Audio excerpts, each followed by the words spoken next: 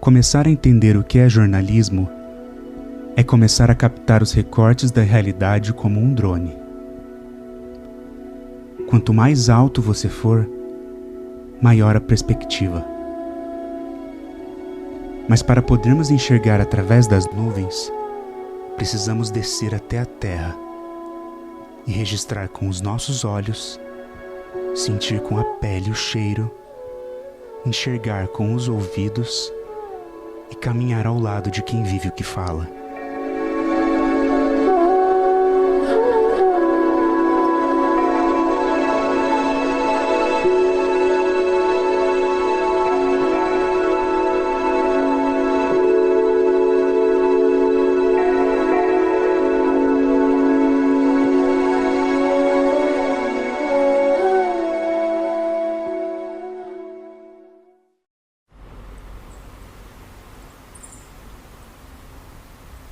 Nós sabíamos que cerca de 800 famílias estavam sem água na aldeia Pucaraninha há mais de 60 dias. E para buscar respostas, além de questionar órgãos responsáveis pela saúde dessa população, precisávamos vivenciar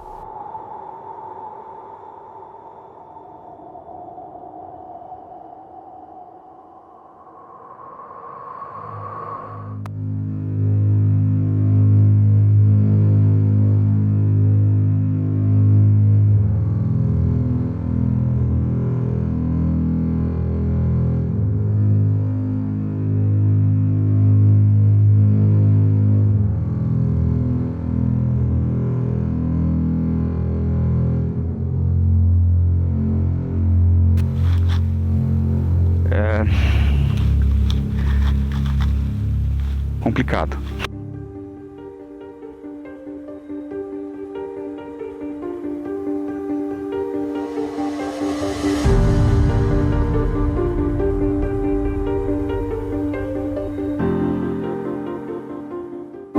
Quando o rei de Portugal, fugindo da Europa, veio para o Brasil, um dos primeiros atos dele é decretar uma carta régia que determina o início da guerra justa contra os bárbaros indígenas que infestam os campos entre Curitiba e o Rio Uruguai, ou seja, território caigangue. Então existe uma carta régia, que é uma lei maior do reino português, que determina a guerra justa. E uma carta régia é um documento do tipo assim, aqueles que lerem essa carta ficam obrigados a cumpri-la. Esta é o regime político, né? E então mobilizam milícias e mobiliza toda uma força de extermínio dos povos caigangues. Final do século XIX, começo do século XX, 1902, 1907, que é o momento em que as terras indígenas caigangues são demarcadas pelo Estado paranaense. Ora, mas em que sentido isto é uma violência? De fato, isso é uma conquista dos indígenas, as terras foram efetivamente oficializadas em nome deles, mas a violência nesse caso está no fato de que, ao demarcar uma terra, tu libera o restante do território para a colonização. Então, ao mesmo tempo que a gente demarca uma terra e protege um território, a gente também autoriza, os governos autorizaram e estimularam a colonização muito intensiva no entorno dos territórios. O Conselho Indigenista Missionário fez um relatório de violência contra os povos indígenas em 2024. 45 casos aconteceram aqui no Paraná. 53,5% dessas violências no Brasil inteiro contra o patrimônio acontecem em terras que já estão demarcadas. O CIMI é uma entidade vinculada à Conferência Nacional dos Bispos do Brasil, né, a CNBB, e já há 53 anos atua na garantia dos direitos dos povos indígenas. Essa interpretação restritiva da Constituição brasileira, com base nessa ideia de que os povos só teriam direito às terras nas quais estavam na posse física em 5 de outubro de 88, ela não tem fundamento, não tem base constitucional, ou seja, ela é inconstitucional. Significa dizer que o direito dos povos às suas terras tradicionalmente ocupadas não se restringe àquelas em que estavam na posse em 5 de outubro de 88. Né? O caso aí no estado do Paraná, né, que muitas comunidades hoje ainda lutam para retomar territórios das quais, né, foram alijados, por exemplo, na década de 1940, 1950, né? São pessoas que pertencem a territórios aonde que estão cercados pelo agronegócio. E então eles não dispõem de terra suficiente para o plantio, para plantar sua própria comida. Só pegar um exemplo, né, das terras, principalmente no Mato Grosso do Sul e no Rio Grande do Sul também. As casas dos indígenas, elas estão cercadas pelas lavouras de soja, de milho, né, e de outras commodities. E o plantio, ele chega até a porta da casa. O veneno chega até a porta da casa. Então, mesmo que o indígena queira, ele não tem aonde plantar. O arrendamento de terras é considerado ilegal no Brasil. A Constituição prevê que apenas os povos indígenas têm direito de usufruir dessas terras. Qualquer contrato firmado com empresas ou até mesmo fazendeiros pode gerar uma investigação por grilagem.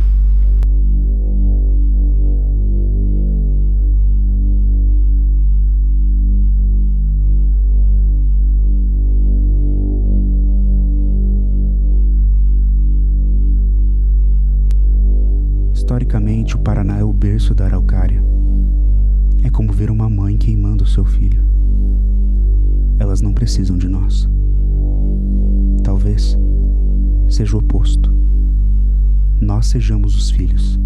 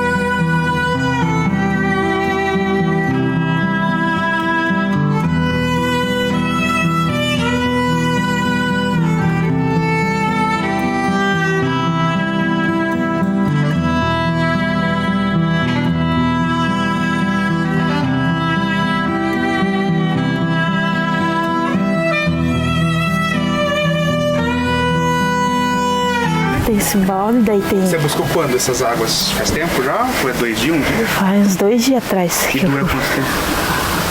Dura uns... Eu agora tô sozinha em casa, né? Daí ele vai mais dia.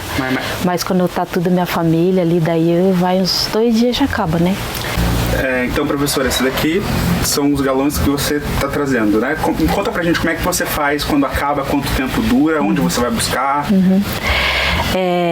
Então aqui, né, tá a nossa água, né, que a gente busca na nascente, né, nas minas, né, onde a gente só tem essas vasilhas pequenas, né. E aí aproveita a chuva quando chove, e também a gente aproveita e coloca as vasilhas ali fora, né. Aí tem uns ali, né, que eu coloquei ali para pegar água também, né, para lavar louça, principalmente, né, porque para cozinhar não tem como cozinhar. Para mim ainda é fácil, porque a gente tem carro, né, para buscar água. E quem não tem carro, não tem moto, né, fica mais difícil ainda, né, porque as minas é longe, as nascentes são longe, né. Às vezes tem pessoas que não querem tomar água da mina porque acham que está contaminado, né. E a gente mesmo assim, a gente toma com medo dessa água das nascentes, né, porque a soja está muito perto, né, está plantado muito perto. Aqui na Pucaraninha, quando começou, né, pelas informações que a gente ficou sabendo, foi a queima da bomba, né.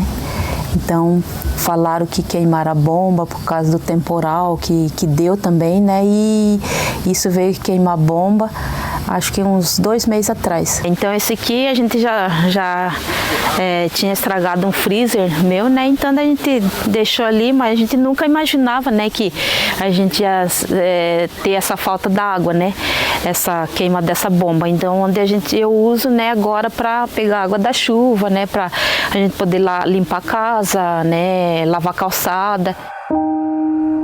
Com a sua voz, ela passa para os alunos. Com a sua voz, ela passa para os alunos o conhecimento mais importante que ela poderia passar: o de resistir, o de questionar. E os nossos alunos, eles vêm vendo o que está acontecendo, né, com o pessoal que dizem, né, que estão falando que não, vamos arrumar água, vamos dar um jeito, né, e essa demora dessa água para nós está sendo difícil, né, onde a juventude nossa, eles estão procurando fazer a parte deles também, né, porque a gente passa os conhecimentos para os nossos alunos, para eles também ser críticos, né? Para eles ver o que está acontecendo na comunidade, né? Hoje mesmo, né? O que nós podemos fazer, onde nós podemos recorrer, né? Na CESAI, na FUNAI, que deveriam estar, né? Fazendo o papel deles, né? O trabalho deles, e onde a gente percebe que os nossos jovens estão dizendo assim: a nossa FUNAI, a nossa CESAI não tá fazendo nada.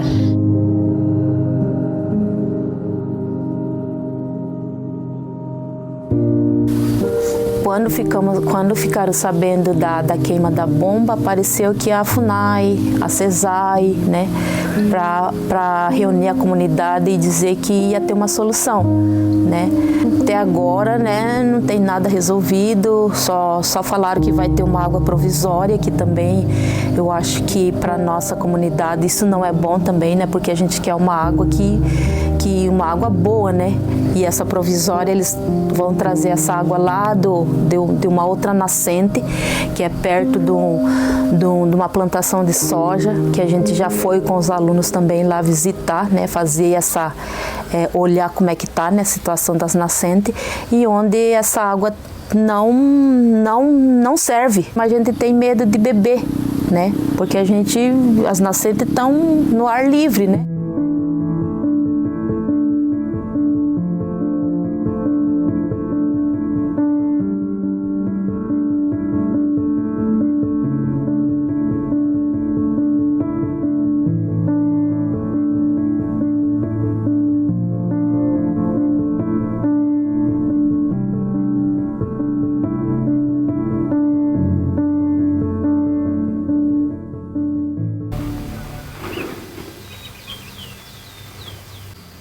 Esse caminhozinho que a gente encontrou aqui, ó, é um caminho que vem escorrendo lá de cima da plantação de soja, que cai diretamente aqui onde o pessoal tá tomando banho, lavando roupa, e a gente encontrou aqui, muito provavelmente bem recente, ó, as marcas dos pés de uma criança que estava brincando nesse caminho, que é aquela água que vocês viram lá embaixo.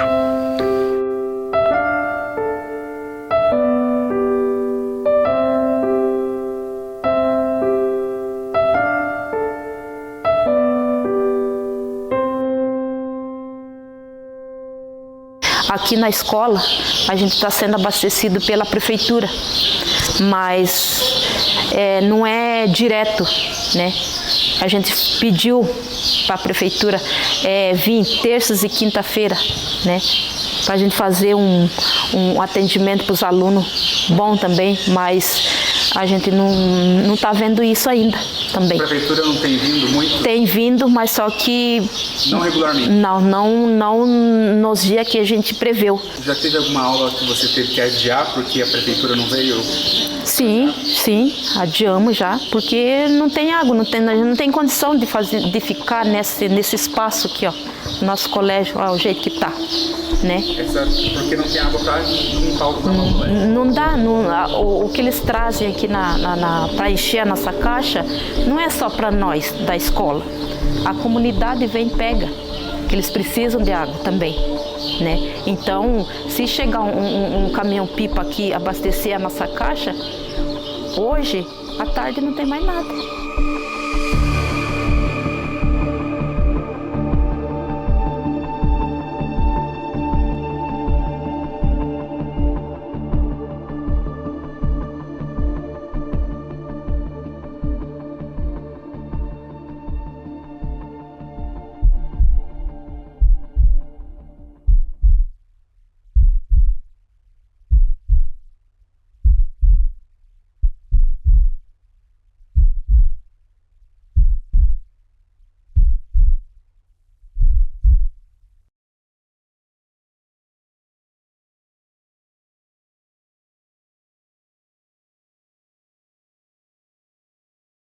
Eu diria que existe um projeto para que nós possamos, aí, em um futuro não distante, não existir mais.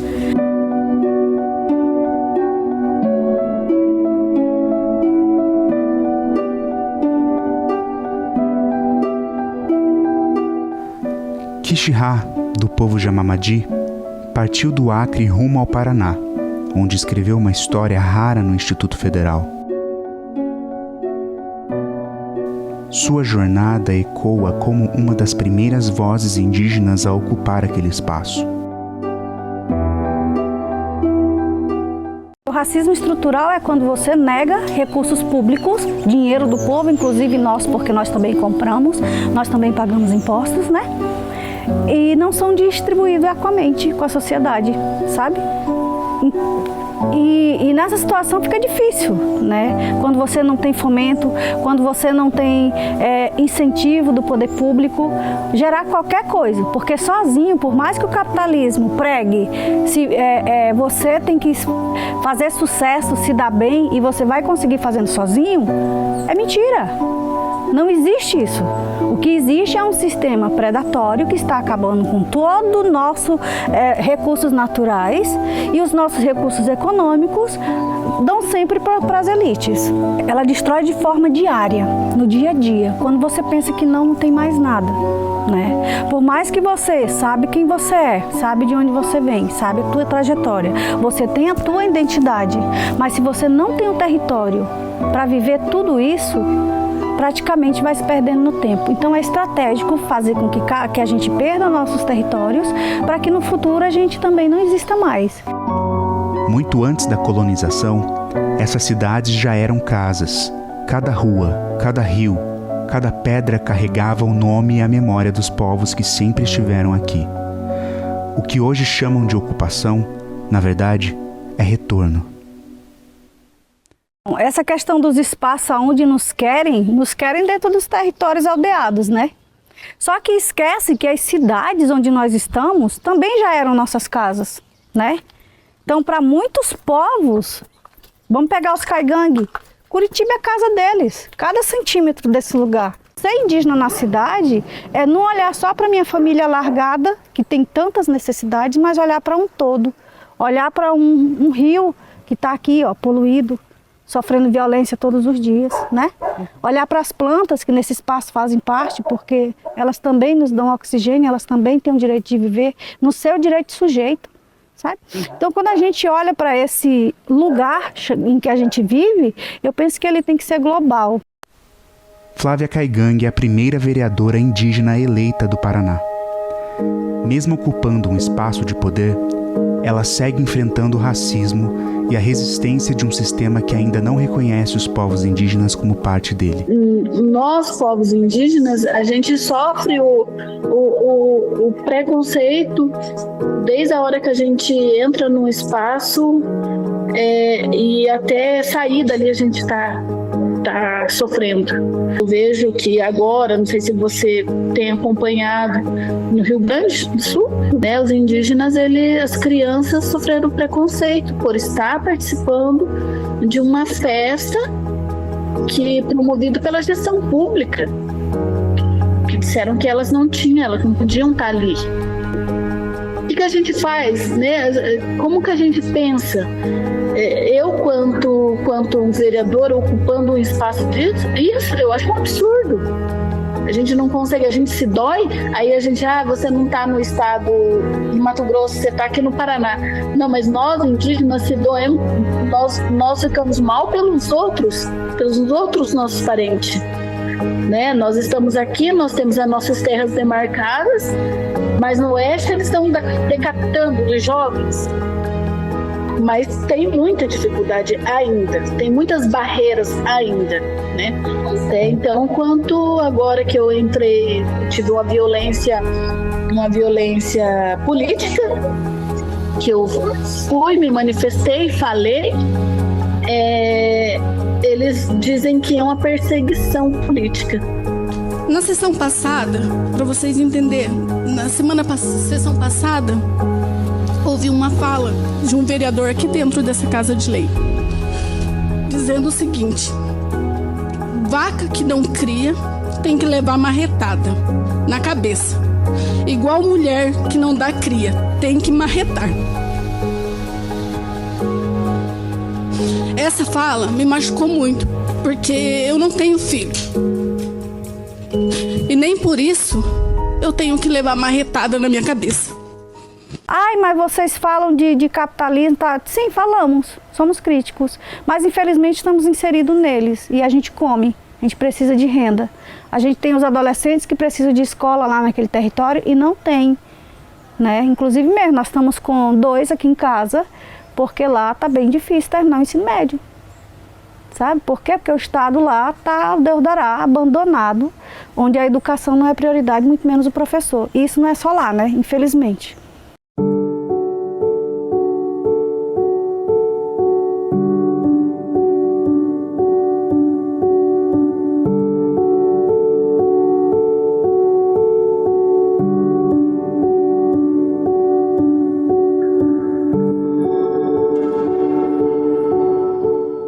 Em relação à questão do suicídio, eu vejo que a falta da água é um dos fatores para que esse adoecimento esteja presente, né, no território ou na vida das pessoas indígenas, né?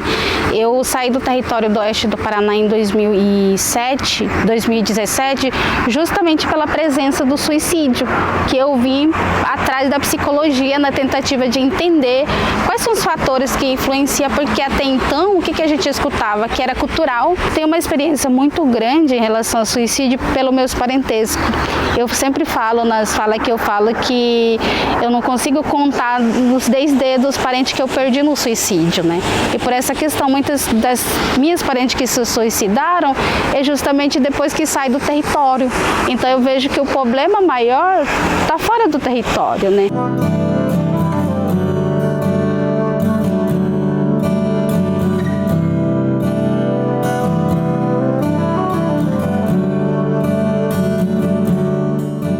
Às margens do rio Tibagi, onde o som da água guarda as memórias, conversamos com Ivan Caigangue, Ele é bacharel em Direito, fundador e ex-coordenador da Articulação dos Povos Indígenas do Sul, ex-presidente do Conselho de Caciques Caingangue do Paraná e membro do Conselho Nacional de Políticas Indígenas. Agora a gente está indo até o Rio Tibagi, onde a gente vai gravar ali com o Ivan. O Ivan vai mostrar umas partes pra gente aqui do território que a gente não conseguiria acessar de forma nenhuma. Sim, com certeza. Né?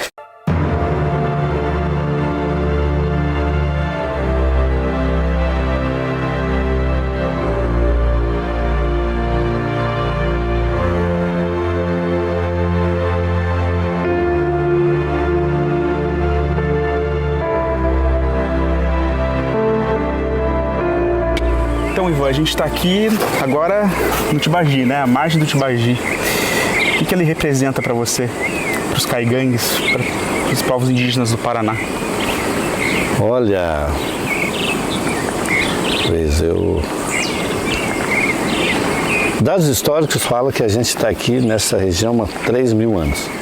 Né? Então, meu avô, minha avó, a época que minha mãe era criança também, eles cruzavam aqui, iam a pé para essas comunidades. Estudava aqui a Terra Nova, que é um patrimônio, cruzava até os cavalos pelo rio. Uma das grandes lutas que a gente fez aqui, já depois que eu vim, né, de uma formação acadêmica aí da área do direito, junto com a liderança, claro, sempre a gente trabalha junto com a liderança, né, já fui presidente do Conselho de Caciques também. Uhum. Com relação a gente manter isso, porque a gente não sabe o que vamos ter num futuro próximo aí, né? Não que a gente é contra empreendimentos que venham, né? Principalmente da questão energética, mas nessa área aqui, na onde a gente está, eu vejo assim que para nós, enquanto povos indígenas, as vantagens, qual seria, por exemplo, enquanto povo, né? Uhum. Antes, no período passado, a gente não tinha muita autonomia de a gente estar discutindo isso, né? Uhum. Fazendo uma frente, enquanto liderança. Né? Sempre quem intervia era o próprio Estado, através de FUNAI ou outros entes, sim, que às vezes a gente nem tinha conhecimento. Então, essa falta de informação sendo clara de que iria acontecer, a partir do momento que a gente começou a se movimentar, trazer o movimento indígena, trazer a luta, a gente está tendo um resultado mais positivo porque a gente consegue estar inserido no processo desse debate. Uhum. Então, acho que no passado, a violência ela existia sem a gente saber, né? Nem era avisado. Sim, com certeza.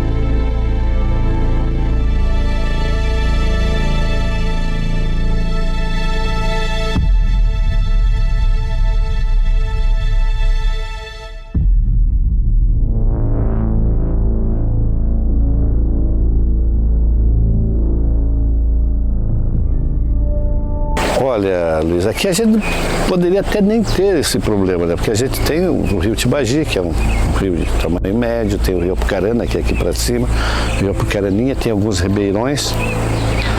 Mas a gente teve, assim, e claro que é importante, porque isso gera renda, né? Não estou questionando isso, um grande avanço também na questão da agricultura. Isso prejudicou muito os nossos ribeirões, que eram captações de água no passado, alguns ribeirões, né? Que a gente captava, ia por uma caixa de distribuição, E nos últimos anos, nos últimos quase 30 anos, a gente está na dependência de poço artesiano. O Estado teria que criar, por exemplo, algo emergencial para questões indígenas, na questão dessa água, urgentemente, para não ficar demorando tanto tempo nessa burocracia que tem para fazer um poço, tem que fazer uma licitação, demora tantos meses e isso, hoje nós somos quase, o cacique falou ali em cima, 800 famílias, mas a gente se aproxima de 1000 famílias no território da Ucrânia, dividido em 4 aldeias. Então, a aldeia sede, com mais de 300 famílias, está tendo essa deficiência.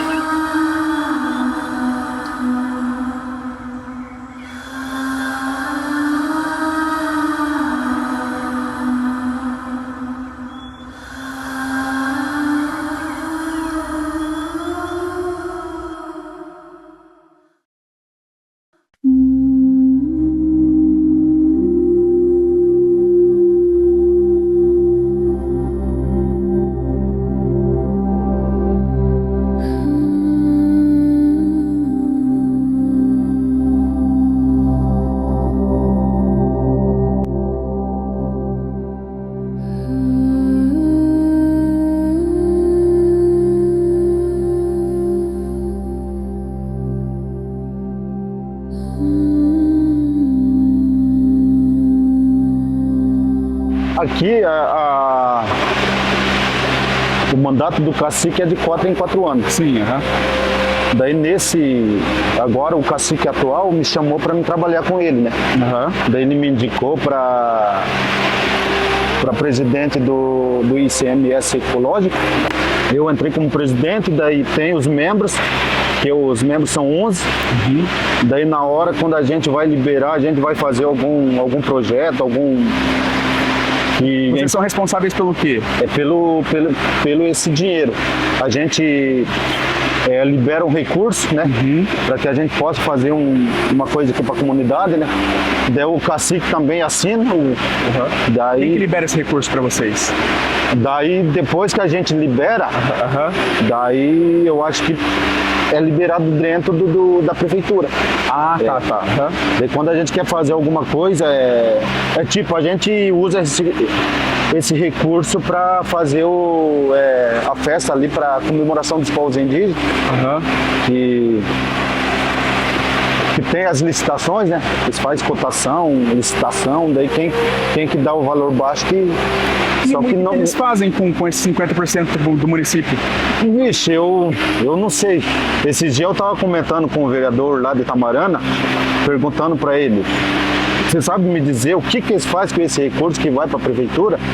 Porque você sabe que a gente usa o nosso, né? Eu falei para ele, tenta ver, porque esse recurso que o município recebe, ele nunca fez nada para a comunidade indígena. Só o nosso que a gente usa, né? E a gente já puxa aqui para bomba que queimou, né? Daí que nessa última reunião que nós tivemos, nós tentamos liberar um recurso para fazer um poço novo, né? Só que falaram que é o trabalho da CESAI, que tem que fazer esse trabalho, mas daí eu falei para eles que o recurso é da comunidade, a gente tem que gastar com o que vai beneficiar a comunidade, porque um poço a gente precisa. Esse poço já faz uns anos, tantos anos que está aí, e se estragar de novo. A CESAI, ela veio aqui, né? Veio. E a CESAI e a FUNAI vieram também? A CESAI e a FUNAI vieram ver esse poço. Vieram ver, mas assim, e aí? Nada?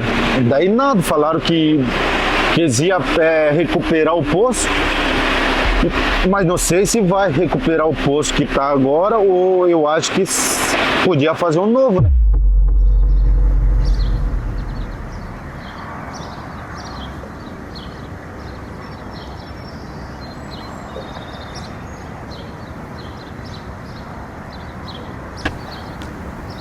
O arrendamento é uma realidade que transforma o território em negócio. Onde antes havia plantio sagrado, hoje há contratos e cercas. A terra, que sempre foi lugar de vida, passa a servir a outros interesses. E hoje, bastante gente já tá dentro desse pacote de arrendamento. Por quê? Hoje o arrendamento prejudica, mas na outra função ajuda algumas pessoas. Se eu não me engano, é R$80 por mês por dia, né? Que eles pagam, acho que. É 80 por dia. 80 por dia a mão de obra. Mas tem os donos da terra que ganham 40% e 100%. 100%. Dentro de um alqueire. Daí.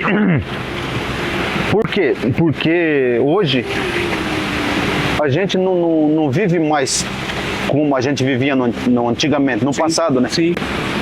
Hoje, os maiores agricultores têm ajuda do governo. Por que eles falam que arrendamento é crime? Mas por que eles não beneficiam com, as organizações, o cacique, a associação dos moradores, para ele ter uma verba para comprar as maquinárias para eles mesmos plantarem para nós? Isso é um modo que eu sempre, um jeito que eu sempre busco, né? Sim. Porque hoje a gente não tem nada de benefício que o governo fornece para nós. Por isso que esse arrendamento é uma solução para o povo aqui viver, né?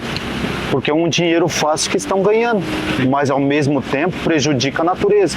E os fogos, quando eles entram na área federal, eles querem te matar. Eles não respeitam nada de limite. Por quê? Se alguma pessoa cobrar eles vão falar, mas o tal indígena liberou. E quem que vai sair errado? O relatório do Conselho Indigenista Missionário de 2024 revela o que muitos já sabiam, mas poucos quiseram ouvir. Foram mais de 1000 casos de violência contra o patrimônio indígena, quase sempre ligados à omissão do Estado em demarcar e proteger as terras. Em todo o país, 424 casos de violência contra pessoas e 211 assassinatos foram registrados. Atrás de cada número há um nome, uma aldeia, uma história que resiste a ser apagada. Mas talvez o que mais fira não sejam apenas as balas, as invasões ou o garimpo, e sim o silêncio. Porque a omissão também mata. Ela mora na falta de água que atinge escolas e lares, nas lavouras que não são fiscalizadas, no tempo que os problemas demoram a ser resolvidos e nas perguntas que não são respondidas. O país ainda insiste em ouvir quem explica, mas não vive. Quem administra, mas não sente. Quem omite, mas não sangra. É por isso que este filme termina voltado às vozes que importam. As que vêm da beira do rio, da floresta, da memória viva dos povos.